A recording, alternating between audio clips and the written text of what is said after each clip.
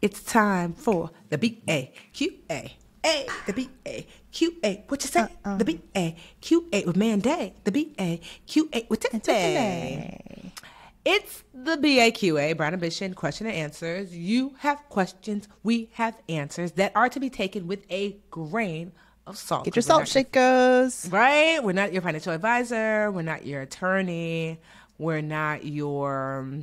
Well, we are your financial besties. Let's get into it. But yeah, no, we really, basically sue your grandma, not us. So, hear what we have to say, but then lead into the professionals that you pay for this type of advice for. Okay?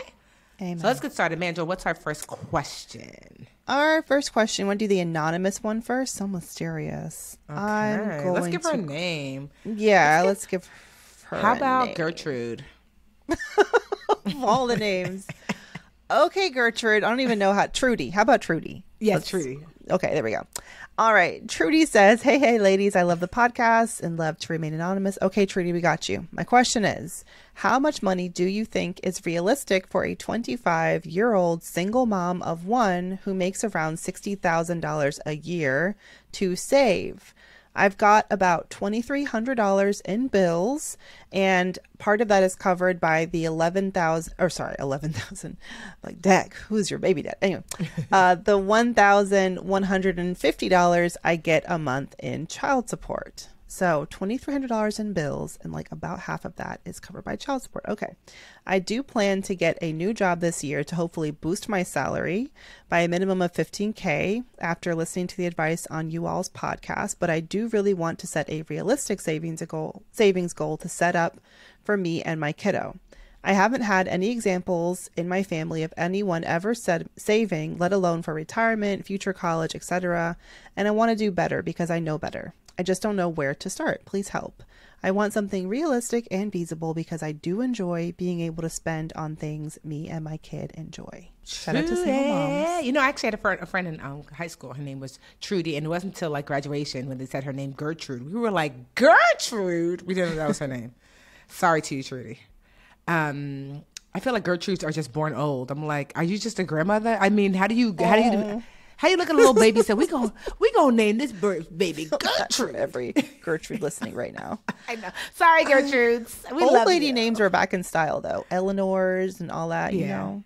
Mm-hmm. But Trudy girl, so I was just quickly doing a little mathematicals to see. I was just about to say. Oh, okay. So I just did like 63,000 divided by 26 to see what you're working with, like on a bi-weekly basis. Mm-hmm. So that's about $2,400. Well, that's gross.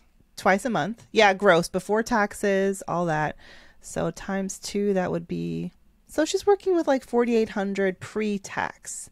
Mm-hmm. So let's maybe like call... 4,000-ish? Yeah, 4,000-ish. I was trying to remember what the tax bracket was for under... Is it 30? Whatever her income is. It can't be 30, daggum. No. 11? Okay. I'm curious. What is the tax bracket? She should be like max 22%. Okay. So yeah, something like that, like about 4,000. And her bills. So that leaves her with about. So Trudy, this math is what you should be doing. Like, what's your take-home pay? Yes. Because you know what your taxes are. You subtracted your bills from that, $2,300.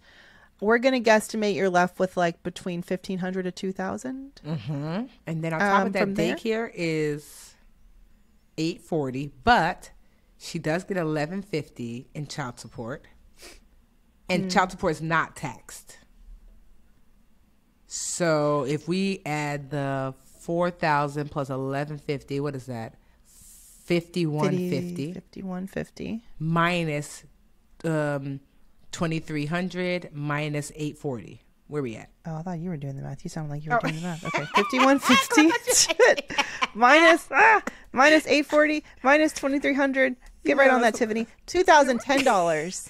Okay, so that's a good amount of money left over. But I mean, I'm assuming those are just bills. I'm sure you have like other things you need, like groceries and things like that. Food, gas.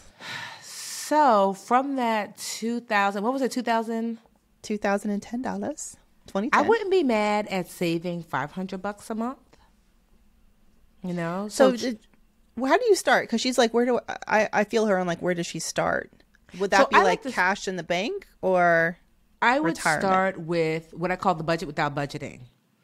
I would say once I did the mathematics, you know what I mean? And I got this number, I would say, I'm going to go to HR and then I'm going to say, hey, HR girl, you look real cute today. Could you, instead of dropping all of my take-home pay into this checking account, could you split it before I get it and put some here and put $500 into this online-only savings account, you know, the highest yield that you can find. You can go to like a website, magnifymoney.com to find like a savings account. And then put the other $500 there.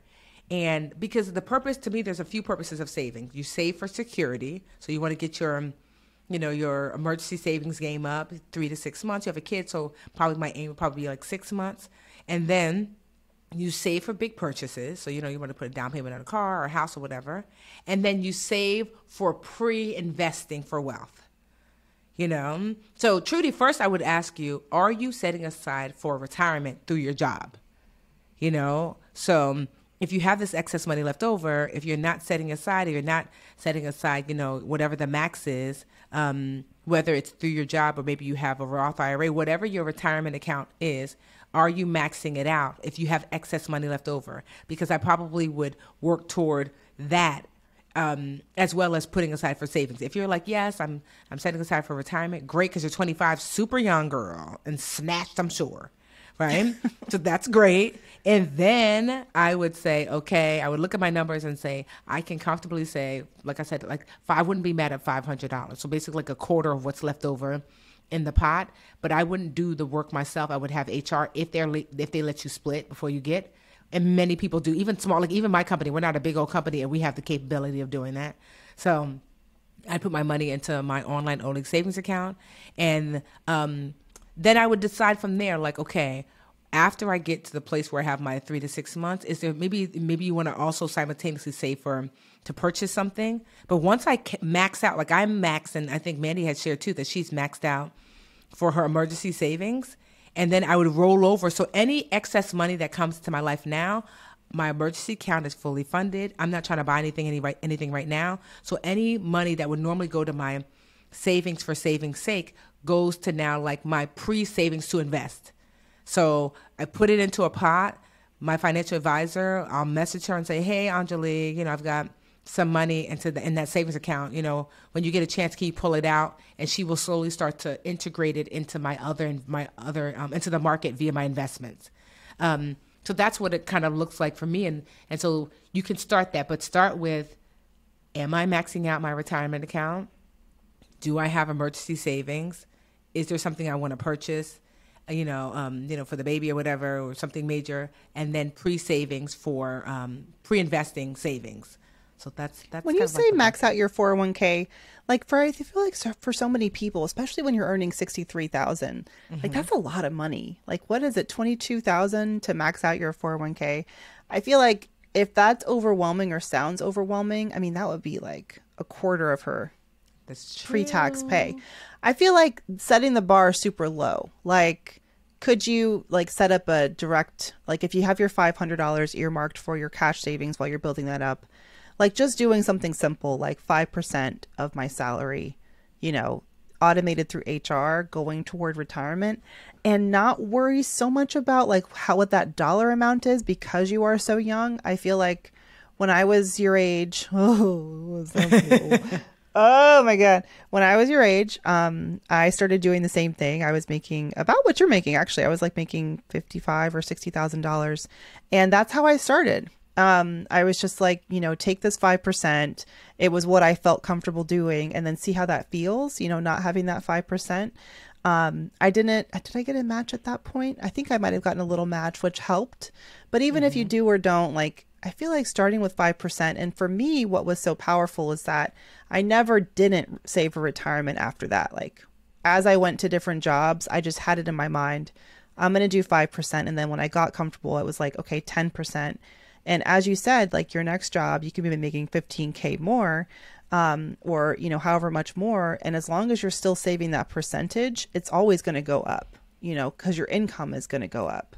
So it's a really good habit, I feel like, to start early, but I can see why people get like overwhelmed. And instead of Like they'll hear max out your 401k and just be like, oh, there's no way. I'll just And won't to do be anything. fair, sorry, I didn't mean like I meant when I was thinking of max, I meant that to me the ideal is to get to 10%.